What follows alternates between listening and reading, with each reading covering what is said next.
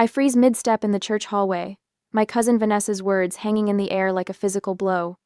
$15,000 for a wedding gift? You're such an amazing sister. The gift card in my purse suddenly feels like a brick against my hip. $5,000, 2 months of careful saving, budgeting lunches at my desk, canceling my weekend getaways. My fingers curl instinctively around the strap of my handbag. Vanessa turns, her champagne glass tilting precariously as she spots me. Her eyes widen, lips forming a perfect O of surprise. Oh, was it supposed to be a surprise? My PR training kicks in before my emotions can betray me. I stretch my lips into what I hope passes for a smile, though my face feels wooden, disconnected from the storm brewing inside. Don't worry about it. I manage, my voice steadier than it has any right to be.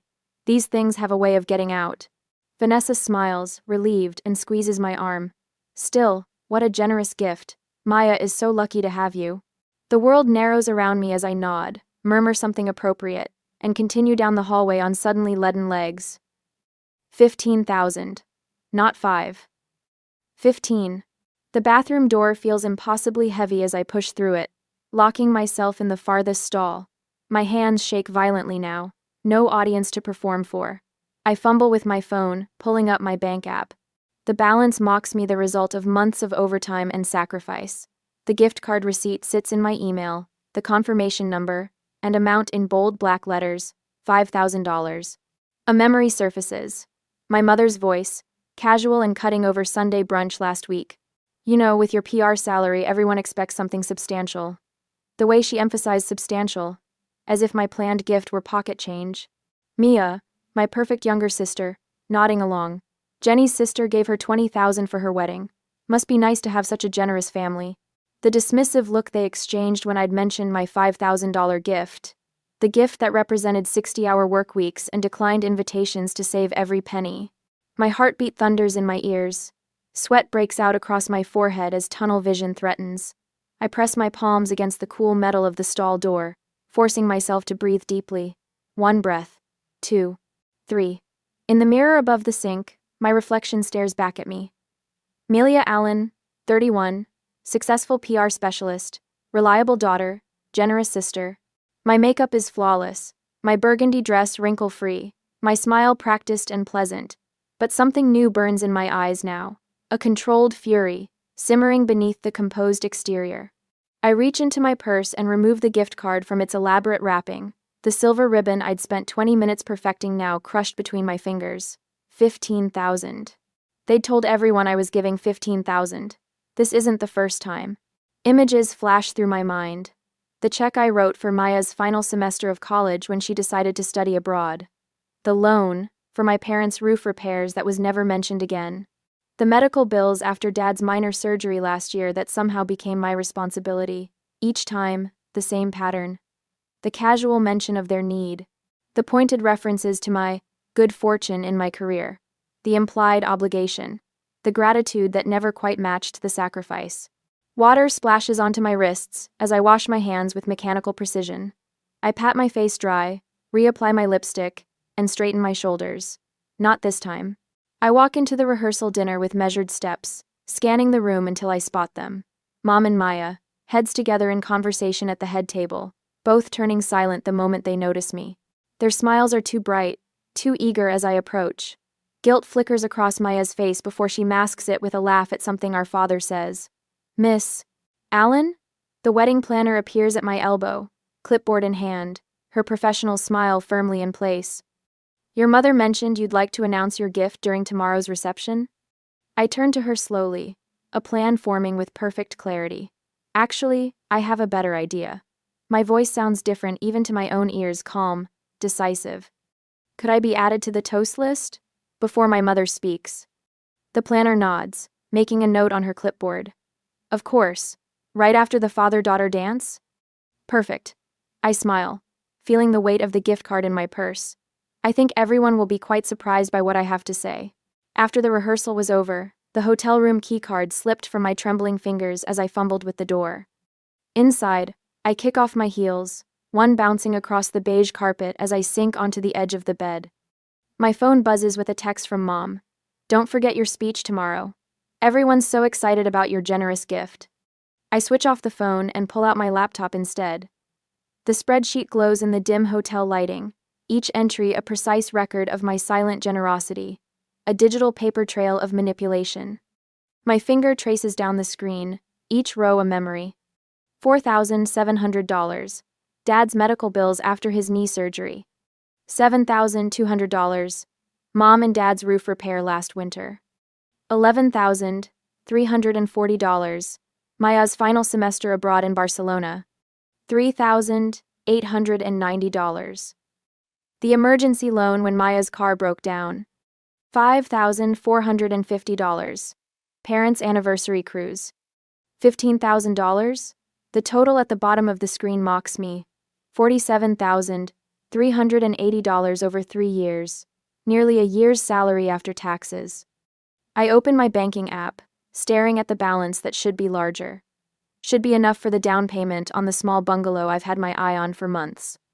The cottage with the bay window and reading nook that the realtor keeps calling about. My email inbox holds more evidence. Subject lines from Maya scroll past. Thank you so much for the help with tuition. I'll pay you back someday. Love you. You're literally a lifesaver with the car thing. I owe you big time. Best, sister, ever. Barcelona wouldn't have happened without you. Not one penny repaid. I click on voicemail, finding the message from last Tuesday that I'd saved. Sweetie, it's Mom. Just confirming you're bringing the gift tomorrow. We're telling everyone about your generous contribution. 15,000 is such a meaningful number for our family, you know, since Maya was born on the 15th. Anyway, call me back. 15,000. The precise amount they knew I couldn't afford without emptying my savings. The hotel phone rings, startling me. I answer reflexively. You're not answering your cell. Kate's voice comes through, clear and fierce. What happened at the rehearsal? They told everyone I'm giving Maya $15,000. They what? Kate's voice rises. Mel, that's 3 times what you planned. My laugh sounds hollow even to my own ears. According to my spreadsheet, it's not even their biggest ask. What spreadsheet? The words tumble out as I describe the financial accounting I've kept for years, every loan, every temporary help, every guilt-induced transfer. 47,000? Kate whispers. Mel, that's financial abuse. The term hangs in the air between us. I've never labeled it before. This ends now, Kate says, her voice hardening. They've been using you as their personal ATM for too long. It's not that simple. Because you've let them make it complicated. Your mother orchestrates, Maya plays along, and your father sits back and benefits without ever lifting a finger to defend you. Her words land with physical force. The trio of betrayers named so plainly. If I don't give what they've promised, I'll look like the villain. I say, only to people who don't matter. Kate counters. This is your chance to break the pattern, Mel, once and for all. After we hang up, I sit motionless, Kate's words echoing. My phone buzzes again, a late-night call from Mom. Melia, darling, just checking in. Your father and I told the photographer to capture your special moment tomorrow. Everyone's so excited about your generosity. Mom, I never agreed to $15,000, I say quietly. A pause. Well, that's what we've told everyone. It would be embarrassing to go back now. Her voice sharpens. You know how these things go. Perception is reality. The PR phrase my profession's mantra used against me. I need to go, Mom, it's late. I hang up before she can respond. Then notice my social media notifications blinking. 3 new tags. Cousin Vanessa's post appears first. So proud of my cousin Amelia Allen for her incredible $15 wedding gift. Family goals. Best sister ever. 23 likes already. My stomach knots. The trap is complete. Back out now and I'll look cheap. Ungrateful. Selfish. The narrative already written against me. I pull out the hotel stationery and begin drafting. Cross out. Redraft. The words need to be perfect. Not angry, not bitter, just honest. I call the DJ directly, confirming my place in the toast lineup. Next, I retrieve the thick leather photo album from my suitcase. I spent weeks collecting these pictures, Mia and me building sandcastles at Cape Cod, making snow angels in the backyard, hiking with Dad at the Grand Canyon. Real memories, not monetary value. Inside the cover, I write, money disappears, furniture breaks, but these memories are our true inheritance. I run my finger over the inscription, then close the album firmly. For the first time in years, I feel something unfamiliar settle over me. Not anxiety about disappointing them. Not resentment over their manipulation. Something cleaner, sharper. Clarity. I place the photo album on the nightstand and turn off the light. Tomorrow, I'll give a gift worth more than $15,000. The truth. Next morning, I balance a mimosa in one hand and force a smile as Aunt Carol leans in close, a perfume cloud engulfing me. Such a generous sister. She whispers, patting my arm. 15,000. When my daughter got married, her brother gave her a blender. The mimosa turns sour in my mouth. I've endured a morning of this relatives approaching with knowing smiles, congratulating me on a gift I never promised. Each comment drops like a stone in my stomach, building a wall of resentment I can barely contain behind my practiced PR smile. Across the breakfast table, Mom catches my eye and raises her glass in silent approval. Next to her, Maya laughs at something her maid of honor says, both of them stealing glances my way. The maid of honor corners me by the breakfast buffet minutes later. I heard about your amazing gift. She gushes, loading her plate with cantaloupe. You're setting such a high bar for the rest of us. I could barely afford the bachelorette weekend. I nod, reaching for a strawberry to give my hands something to do. Family is important. The words taste hollow, rehearsed. How many times have I repeated that phrase while writing checks? How many vacations canceled, promotions celebrated alone in my apartment because the money went to someone else's needs? At the hair salon, Mom holds court among the bridesmaids, her voice carrying across the room. My Melina always comes through for family. Always. The stylist twists my hair too tight, making my eyes water. Or maybe it's the weight of expectations crushing me from all sides. The wedding planner appears at my elbow as the stylist finishes, slipping me a folded note. From your mother, she whispers before disappearing into the controlled chaos of pre-wedding preparations. I unfold it with trembling fingers. Your announcement right after father-daughter dance. Perfect timing for maximum impact.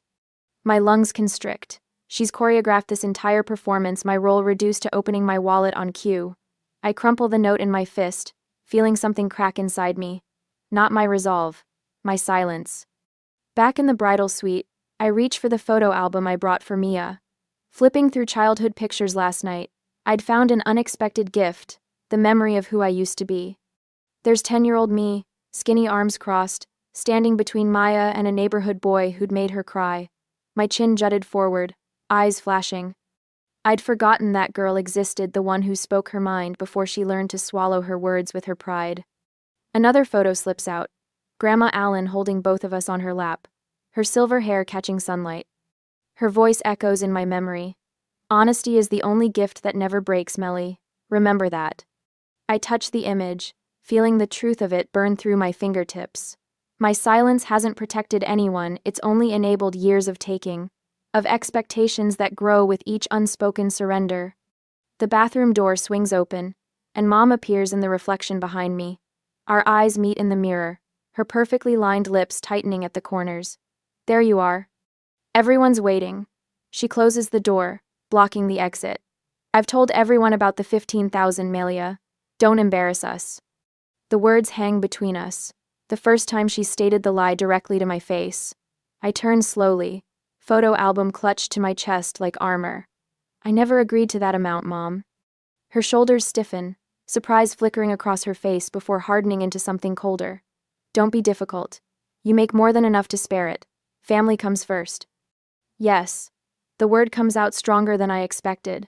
Family does come first. That's why I'm doing this. Doing what? Suspicion narrows her eyes. I move past her toward the door, being honest. My phone buzzes with a text from Kate. Whatever happens, I'm proud of you. Truth is always right. The photographer captures me in the hallway, camera clicking at my expression. Whatever he sees makes him lower the lens and nod with something like respect.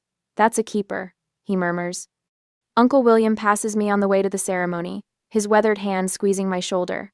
Stand tall, Melia, he says quietly. Some storms need to break.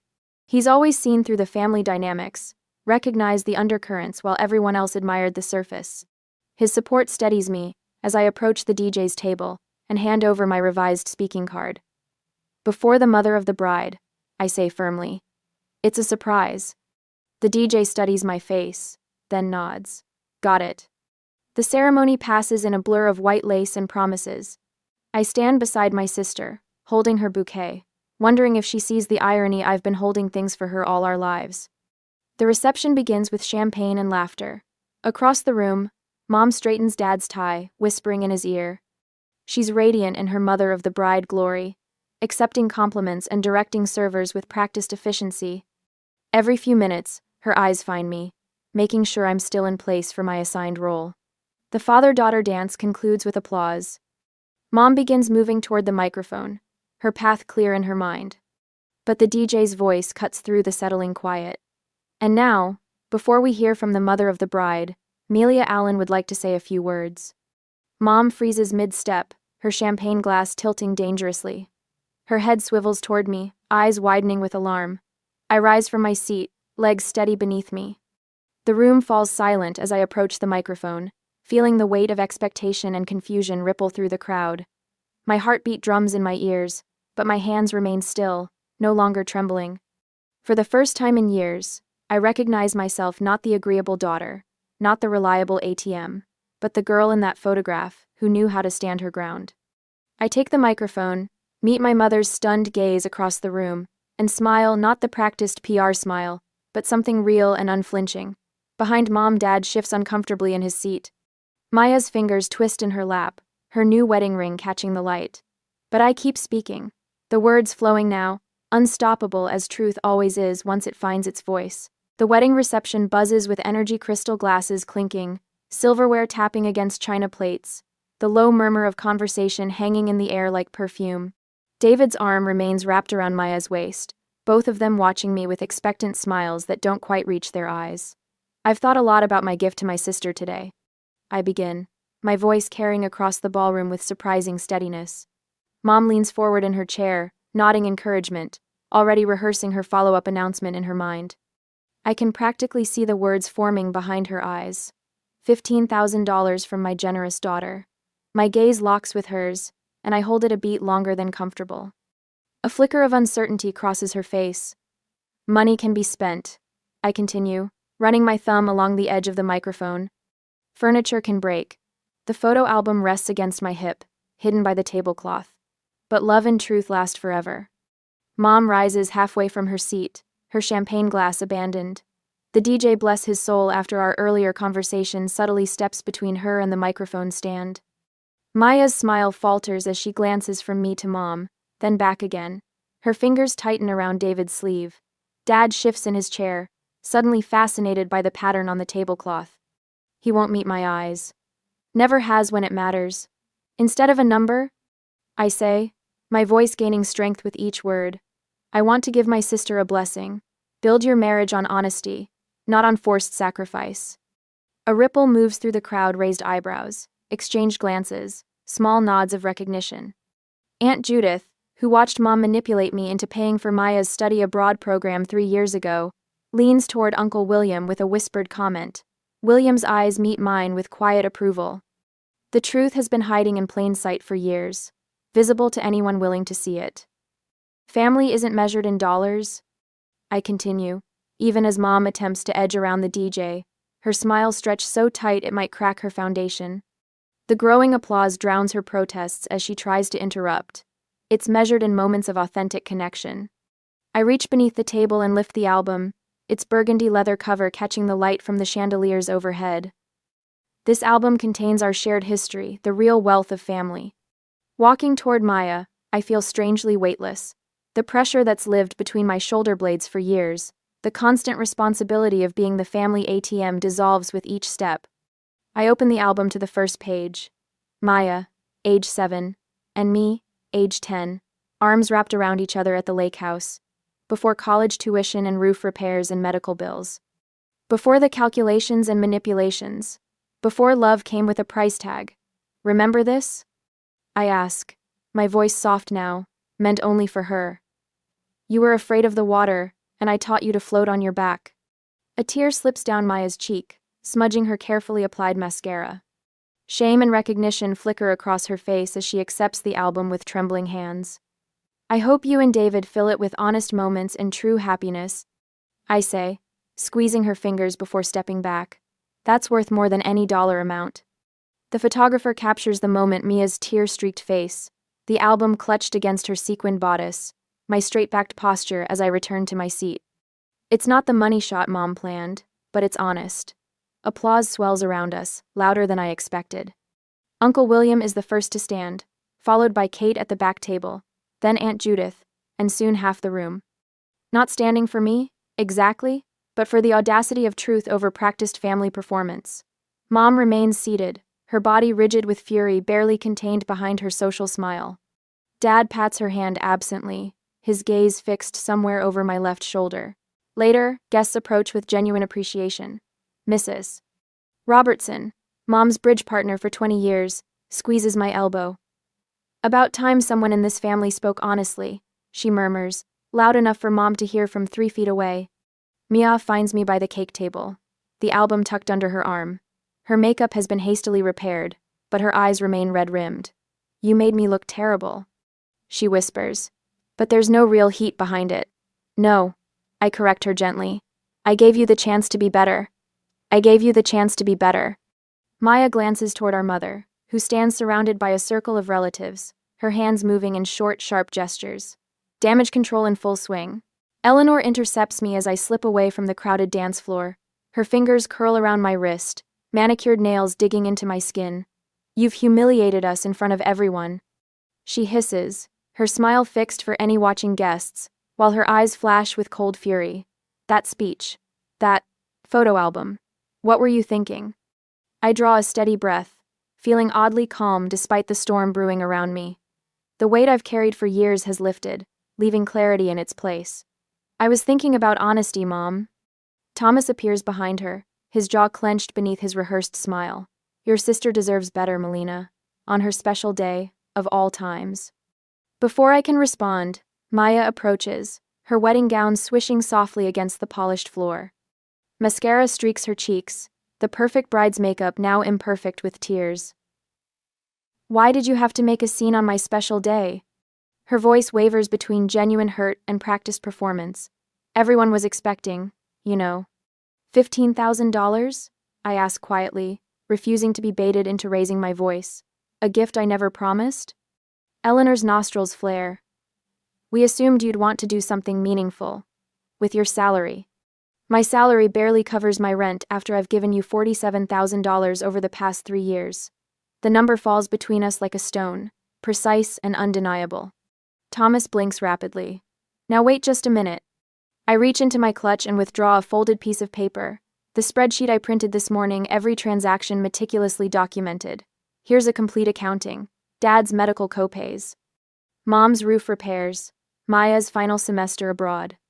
"That's private family business," Eleanor snaps, glancing nervously at nearby guests who've begun to notice our tense gathering. "Private until you decided to announce a fictional $15,000 gift to everyone we know." My voice remains level even as heat rises in my chest. Love shouldn't come with a price tag. Uncle William approaches, champagne glass in hand. His weathered face hardens as he overhears Eleanor's rising protests. "Eleanor, the girl's right," he says, placing a steadying hand on my shoulder. "This has gone on too long." Mrs. Caldwell, my mother's bridge partner for 20 years, pauses nearby, her expression shifting from curiosity to discomfort as she witnesses Eleanor's mask slipping. "You don't understand." Eleanor sputters, her composure fracturing. "Family helps family." "I agree," I say, opening my purse again. "Which is why I brought these." I pull out my phone and open the text thread with Mia from 2 weeks ago. I hold it where she can see the screen. "Mom says you're announcing the 15 Kelvins at the reception. So generous. Can't wait." Followed by a string of heart emojis. Maya's face drains of color. I didn't, I thought. The wedding planner hovers nearby, clipboard clutched to her chest. Eleanor attempts to wave her away, but she steps forward instead. "Mrs. Allen specifically asked me to prepare for this announcement," she says, addressing me directly. "She gave me the exact figure and requested it be highlighted during the parent toasts. I was just trying to make your sister's day special." Eleanor's voice rises, drawing more attention. "At my expense, again." The words taste different now, not bitter, but truthful, necessary. Maya stares at the phone, then at the photo album I'd given her earlier. She opens it slowly, fingers tracing over childhood photos. Melia, age 10, standing protectively beside 7-year-old Mia on the first day of school. Teenage Melia helping Maya with science fair projects while their parents beamed for the camera. Her eyes lift to Eleanor, something new dawning in them, understanding perhaps. Or recognition of a pattern she'd benefited from without questioning. Mom? The single word carries weight. A question loaded with decades of unexamined family dynamics. Eleanor's carefully constructed facade crumbles completely. Her shoulders stiffen as she grabs her evening bag from a nearby chair. I won't stand here and be accused by my own daughter, she announces to anyone listening. Not today of all days. She storms toward the exit, heels clicking sharply against marble. Thomas follows without meeting my eyes, his perpetual retreat from conflict as familiar as his cologne. I stand alone in the aftermath, spine straight, breath even. Conversations resume around me in hushed tones. The DJ announces the next dance. Life continues. Uncle William squeezes my shoulder once before moving away. About time, he murmurs. Mia remains, clutching the album to her chest, looking smaller somehow without our parents flanking her. I didn't know, she whispers. Not everything. You didn't want to know, I correct her gently. There's a difference. She nods slowly, a flicker of something authentic crossing her face. What happens now? I look around at the beautiful reception, the flowers that cost more than my monthly rent, the open bar and lavish buffet. The life we've all pretended we could afford. Now we start telling the truth, I say, feeling the first real smile of the day spread across my face, and see what's left. And I run my fingers over the glossy album cover, savoring the quiet of my apartment. 1 month since Maya's wedding, and the weight I've carried for years has lifted from my shoulders. No frantic texts asking for small loans. No guilt-inducing voicemails about family obligations.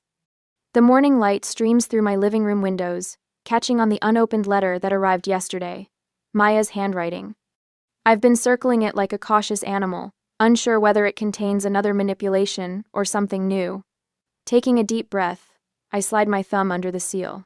Dear Melia. The photo album sits on our coffee table. David picks it up almost daily, asking about the little girls with gap-toothed smiles building sandcastles at Cape Cod. I've shown him every picture a dozen times now. What I haven't told him what I need to tell you is that Mom pressured me into the money announcement. She said it would motivate you to give more. I should have stood up to her. I'm sorry I didn't. Your speech wasn't what I expected, but maybe it was what I needed. Love, Maya. My hands tremble slightly as I fold the letter. The first honest communication between us in years. I pull out my own copy of the family album, the twin to Maya's gift, and flip to a blank page. Carefully, I position a new photo, Maya hugging me after my wedding speech, her face revealing genuine gratitude, rather than the practiced smile our mother taught us. Not perfect, but real. Next to it, I leave empty spaces, room for honest relationships still forming. How's therapy going? Kate asks later that night, raising her wine glass across the dinner table. Around us, friends who stood by me through the wedding drama clink glasses and laugh.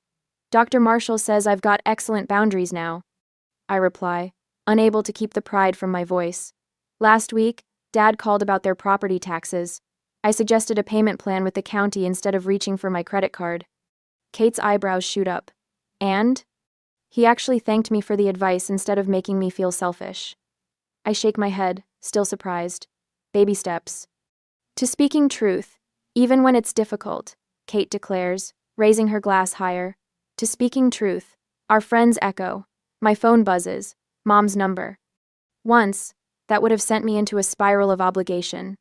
Now, I silence it, planning to return the call tomorrow, on my terms. When Jen, a coworker, mentions her parents' expectations about helping with her brother's college tuition, I share my experience without preaching. The relief in her eyes when I validate her discomfort reminds me of my own journey. Later that week, my phone rings during lunch. Melia. My mother's voice sounds different, less commanding. I've been thinking about what happened at the wedding.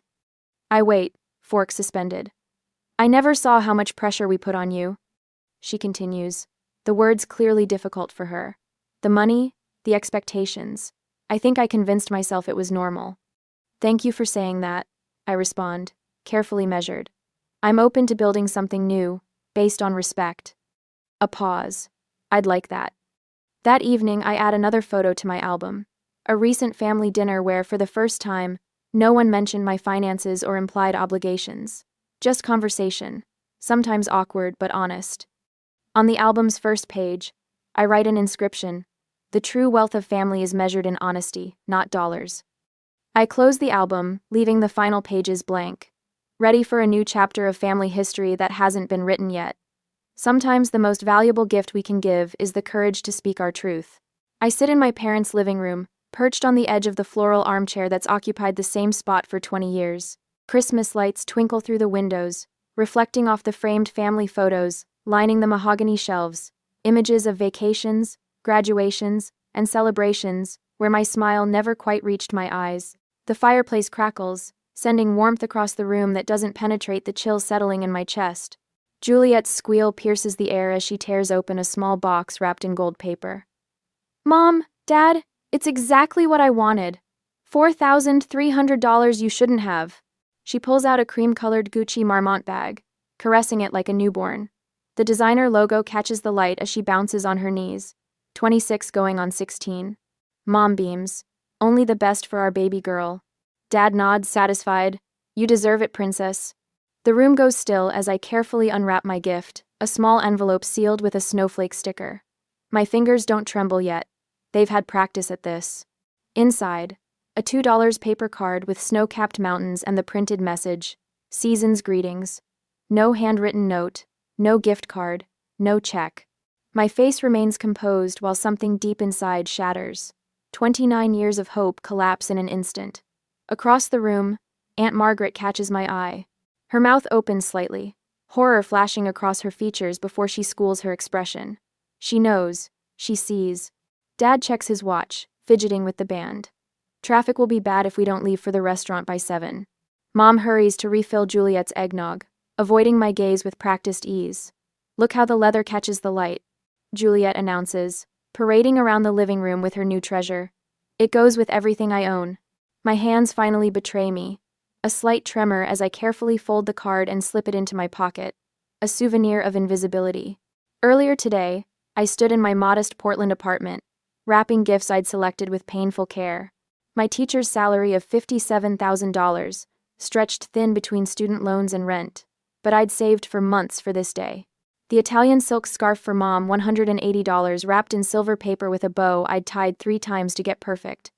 "She'll love the blue pattern," I whispered, smoothing the edges. The Parker pen for Dad, $145, engraved with his initials, nestled in a velvet box. He mentioned needing a new one for client meetings. The rare art book for Juliet, $120, wrapped with a handwritten note about the exhibit we'd promised to see together. A sister promise never kept. "Maybe this Christmas will finally be different," I told my reflection as I applied mascara, careful not to smudge. Hope, that stubborn weed, still blooming after decades of frost. Now I stand, smoothing my skirt as the family continues celebrating around me. Juliet snaps photos of her bag for Instagram. Dad pours another bourbon. Mom arranges cookies on a vintage platter. "I think I need some fresh air," I say, my voice steady despite the earthquake in my chest. No one looks up except Aunt Margaret, who crosses the room and touches my shoulder. Her fingers press firmly, a Morse code of understanding. "You're not wrong," she whispers. "You deserve so much more." I nod once, throat tight, and retrieve my coat from the hall closet. The wool scratches against my wrists as I button it methodically from bottom to top. No one notices as I walk out the front door, leaving dinner unfinished. The profound silence follows me down the porch steps, across the icy walkway, to my car dusted with fresh snow. The drive to Council Crest Park takes 12 minutes. I park facing the overlook, Portland's lights spread below like fallen stars. The city continues its Christmas Eve rhythms, oblivious to single-car vigils and broken traditions. When did I become so invisible to them? The words fog the windshield, questions without answers. I remove the card from my pocket. Not just paper, but a symbol of lifelong dismissal. 29 years of hoping for equal love compressed into a mass-produced greeting. My tears finally flow freely, hot tracks down cold cheeks. 29 years of hoping for equal love, and now I see it will never come. The city lights blur through my tears, transforming into smeared watercolors against the night. I wonder how many others sit alone tonight, clutching evidence of their family's failure to see them.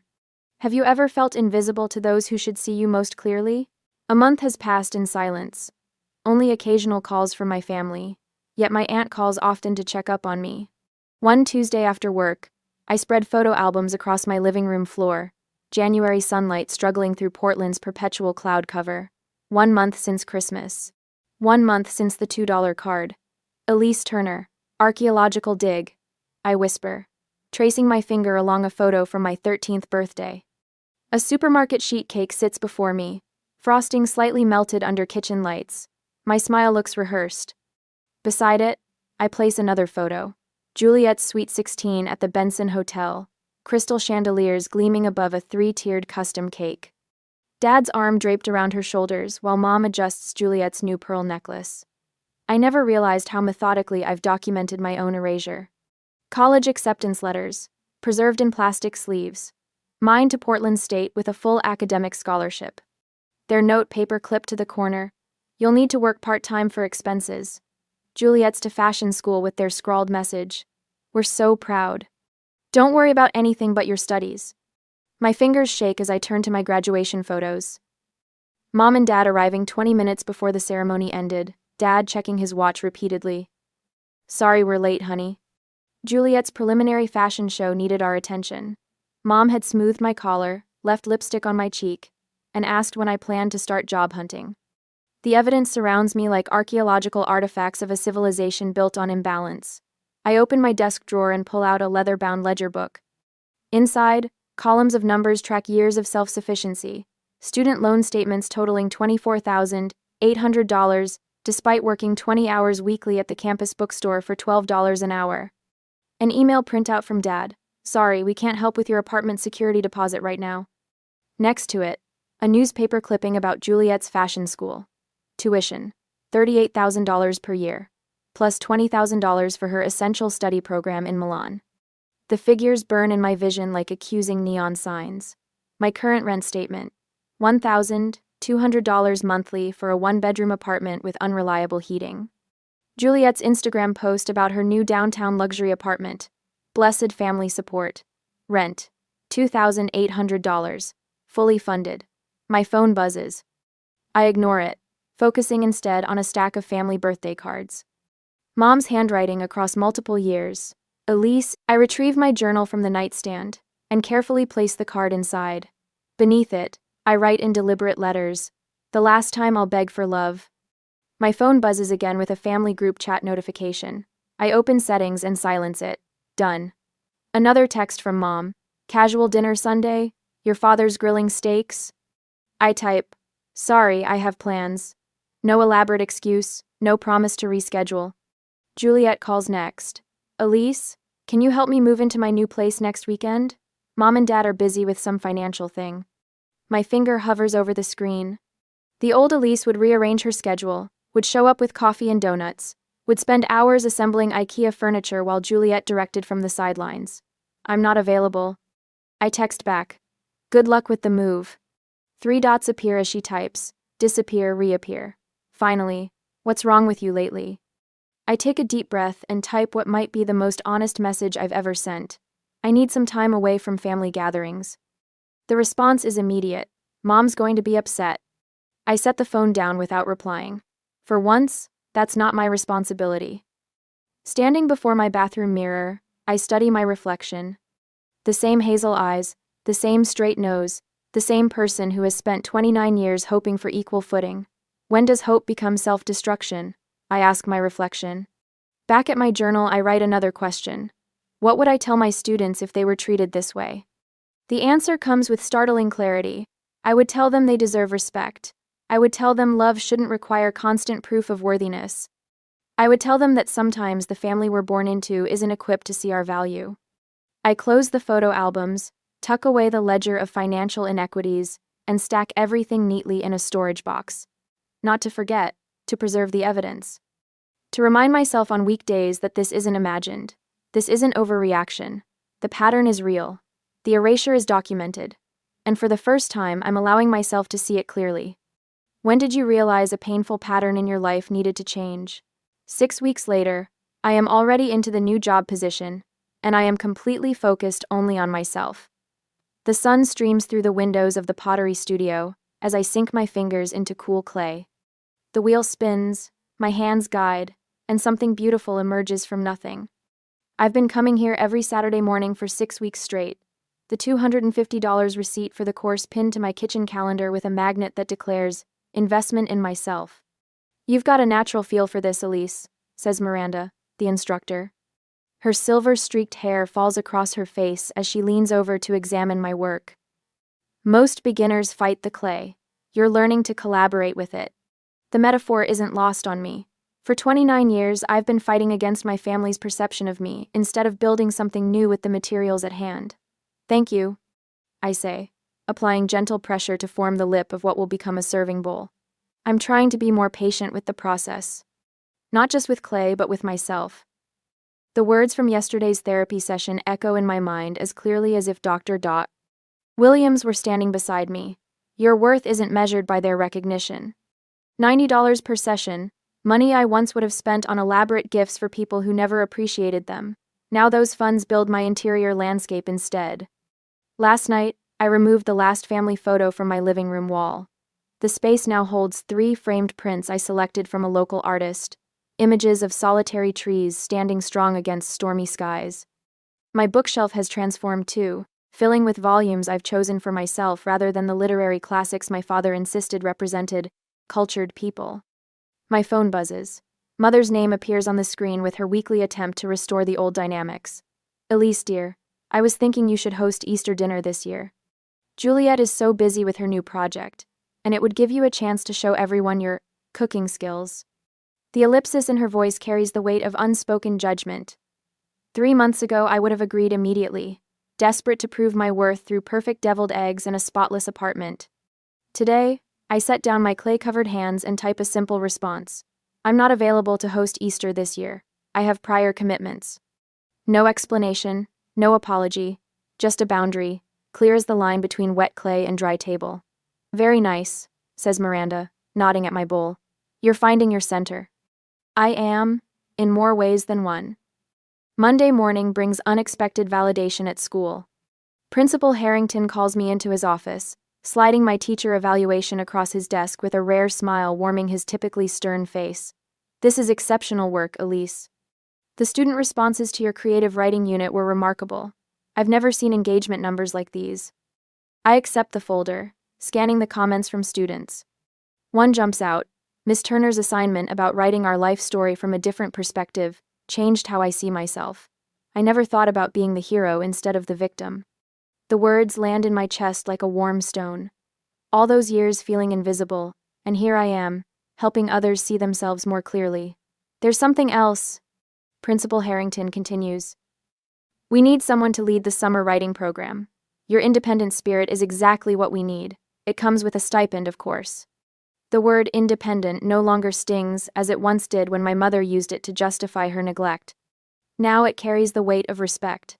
"I'd be honored," I reply, straightening my shoulders. That afternoon, I receive an email inviting me to present at a regional education conference. My finger hovers over the delete button, my first instinct to assume it's been sent to me by mistake. Then I remember Dr. Williams's words, "Assume you deserve good things until proven otherwise." I click accept instead. Later that evening, I open my banking app and transfer $500 into the account labeled Home Down Payment, the first deposit of many. A home that will truly be mine, not a space I occupy at the edges of someone else's life. The phone rings at midnight. Juliet's sobbing voice fills my ear before I can even say hello. "He broke up with me, Elise. I can't believe it. Derek just walked out after dinner. I need you to come over. I can't be alone right now." The old Elise would have jumped from bed, thrown on clothes, and driven across town at unsafe speeds to comfort her sister. The woman I'm becoming takes a breath. "I'm so sorry that happened, Juliet. I can talk tomorrow during my lunch break." "What? I need you now. This is serious." "I understand you're hurting. I'm available at noon tomorrow. My time matters too." The shocked silence stretches between us, a new territory neither of us has mapped before. I guess I could wait until tomorrow," Juliet finally whispers. Then, something I've never heard from her before. I'm sorry, Elise. I didn't think about what time at Island. After we hang up, I lie awake, half expecting the follow-up call from Mother, outraged at my selfishness. It comes at 1:07 p.m., her angry voice filling my voicemail with familiar accusations. I delete it, without listening to the end. In weeks to come, my support network expands like ripples in still water. Robert, the history teacher whose classroom sits across from mine, stops by my desk after the final bell. I was wondering if you'd like to have dinner Friday, he says, his hands fidgeting with a paperclip, just as friends, but I've always admired your dedication to your students. Aunt Margaret arrives for a weekend visit, unfolding grandmother's quilt across my bed with reverent hands. She always saw your light, Elise, even when others didn't, Margaret says, smoothing the faded fabric. She left this specifically for you, because she knew you'd appreciate its story. My pottery classmates organize a hiking trip to Mount Hood. My therapist notes how my posture has changed, opening like a flower turning toward sun. At a staff meeting, when the athletic director dismisses my suggestion about incorporating creative writing into physical education, my colleague Sandra speaks up. Elise has been saying this for years. The research supports her approach. The family group text pings with Cousin Caleb's wedding announcement for June. Everyone responds with enthusiastic acceptance. I type simply, I'll attend, but I'll drive separately. Mother's private text arrives within minutes. Why are you being difficult? I consider a dozen responses before settling on truth without malice. Setting healthy boundaries isn't being difficult. In my calendar, I created the entry. Wedding, 2 hours maximum. Bring Robert? We've been dating for a while. The balcony garden I've started flourishes with herbs and native wildflowers. As evening light filters through the leaves, I sit with my journal open on my lap. The pages contain fewer questions now, more declarations. Today I write, growth requires both distance and nourishment. My fingers, still faintly stained with clay, trace the words. What seeds of self-respect are you ready to plant in your own life? The question rises unbidden as I watch a bee navigate between blossoms, purposeful in its journey. The answer blooms within me, stronger than any doubt could overwhelm, ones that will finally allow me to thrive. And in months to come I will finally show my family who I am. On the day of the wedding, 3 months later, I step out of Robert's car, smoothing the fabric of my sage green dress. The simple silk falls just below my knees, affordable elegance that took 3 months of careful budgeting. You look beautiful, Robert whispers, his hand finding the small of my back. The country club sprawls before us, manicured lawns stretching toward Mount Hood in the distance. Cousin Caleb chose well for his wedding venue, though I wonder how Uncle George afforded it on his hardware store income. Ready? Robert asks. I nod, more truthfully than I've ever been. 6 months of therapy and boundary setting have armored me for this family gathering. Juliet spots us immediately, waving frantically from the entrance. Her sequined cocktail dress catches the afternoon sunlight, sending prisms dancing across the pavement. Too formal for a garden wedding, but that's Juliet always one notch above appropriate. Elise, you actually came. She air kisses near my cheek, perfume clouding between us. And you brought a friend? Robert Thompson, he says, extending his hand. Elise's colleague. And more, I add firmly. We've been dating for 3 months. Juliet's perfectly plucked eyebrows rise. Mom didn't mention that. Mom doesn't know everything about my life anymore. Before she can respond, Mom appears, her smile stretched thin as worn elastic. Her eyes dart between us, landing on my simple gold necklace, the dress, Robert's steady presence. Elise, darling. Her hug feels mechanical. Your apartment must be getting cramped with company these days. Have you thought about upgrading? The old familiar sting threatens, but I breathe through it. My apartment suits me perfectly. Dad approaches, tugging at his collar. The suit hangs looser than I remember. There's my independent girl, he says, patting my shoulder awkwardly. Your apartment must be getting too small for you now.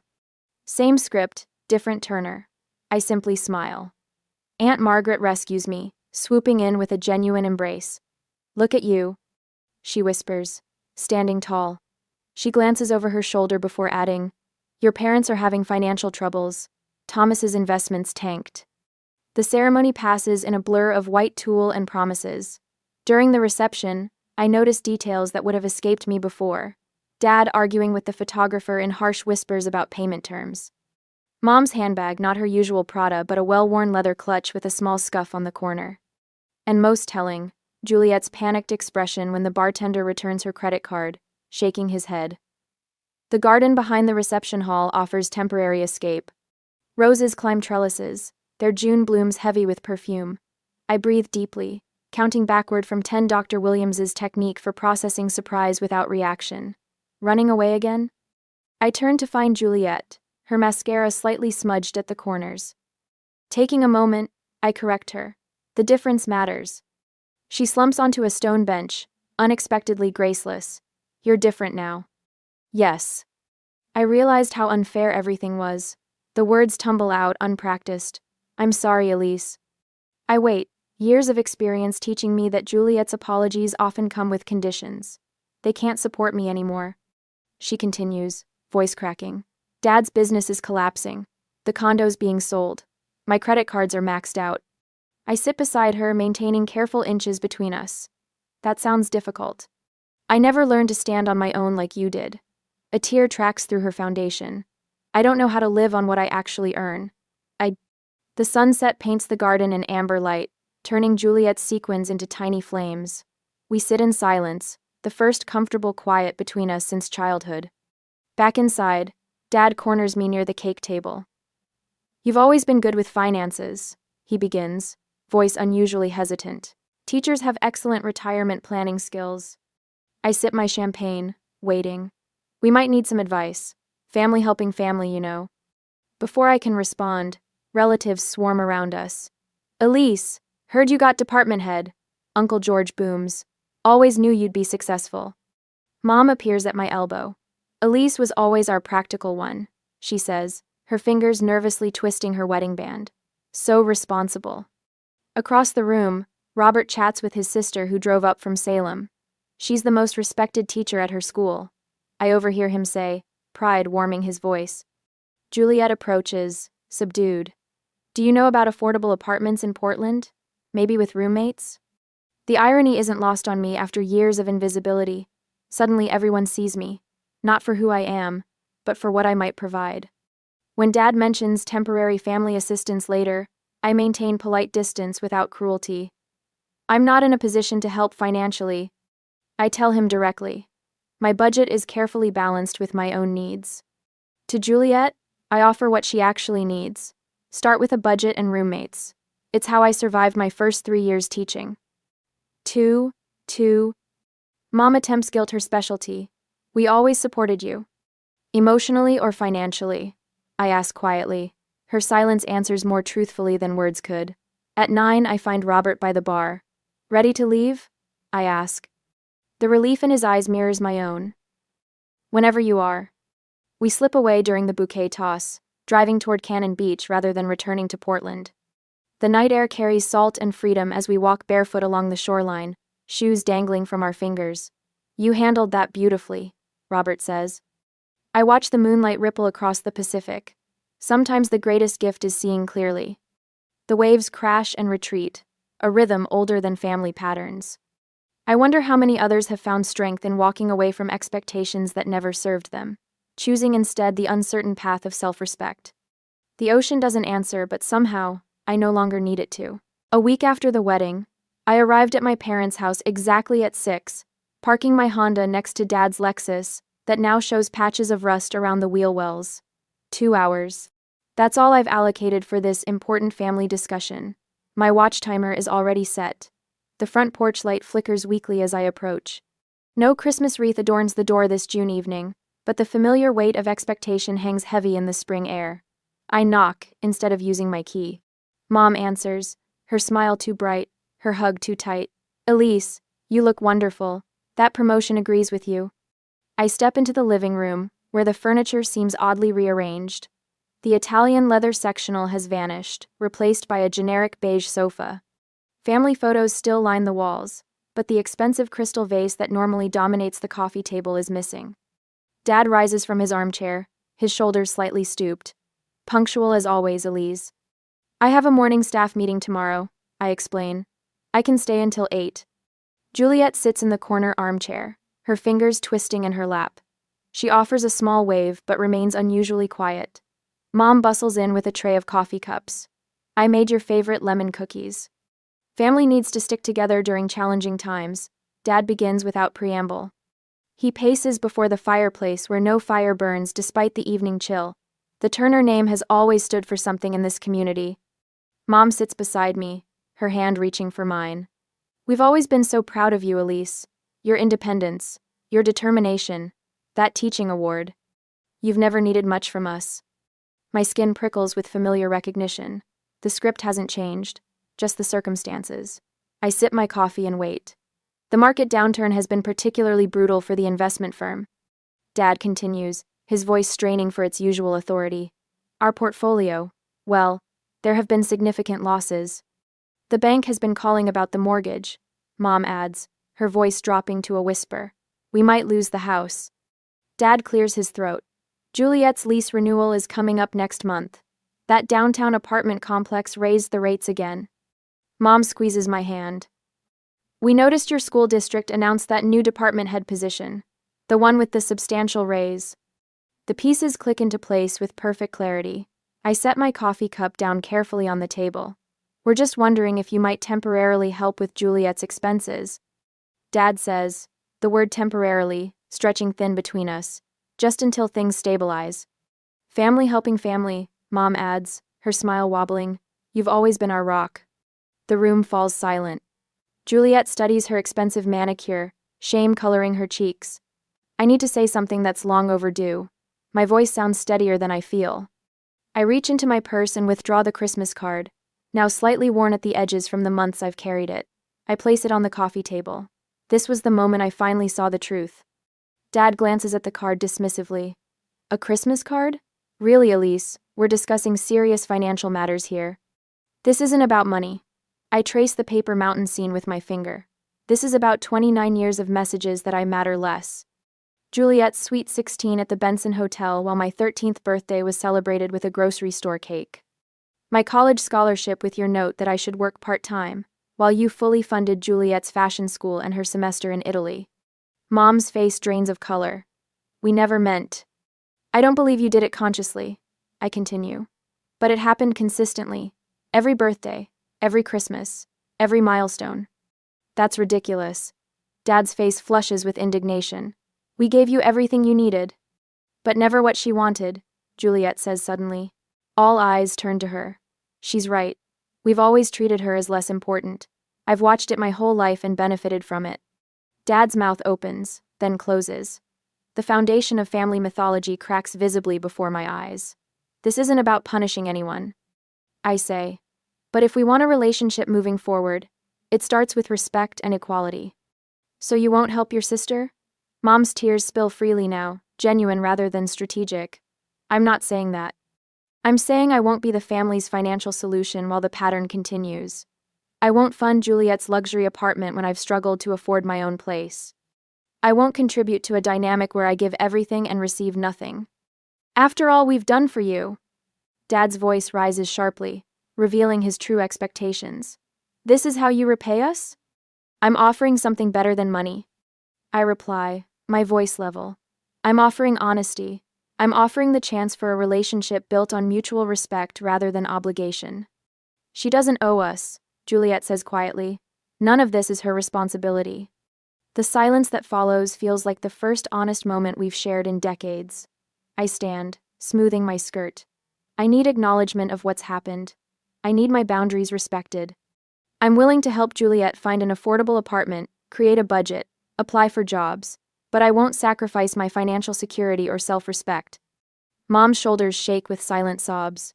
Dad stares out the window, his back rigid with pride. Think about what I've said. I gather my purse. I'll let myself out. The night air feels cleansing as I walk to my car. Stars pierce the darkness overhead, witnesses to a truth finally spoken. I realize, starting the engine, that the truth doesn't need to be harsh to be powerful. It simply needs to be spoken. What truth have you needed to speak, even when others weren't ready to hear it? I unlock the door to my new Portland condo, the key sliding into place with a satisfying click. 1 year after that Christmas revelation, my life stands transformed not by what others gave me, but by what I finally gave myself permission to matter. Last box, Robert announces, setting a cardboard container labeled books on the bamboo floor I selected myself. His steady presence these past months has become a comfort I never knew I needed. Not rescue, but partnership. I trace my fingers along the framed house key mounted on the entryway wall.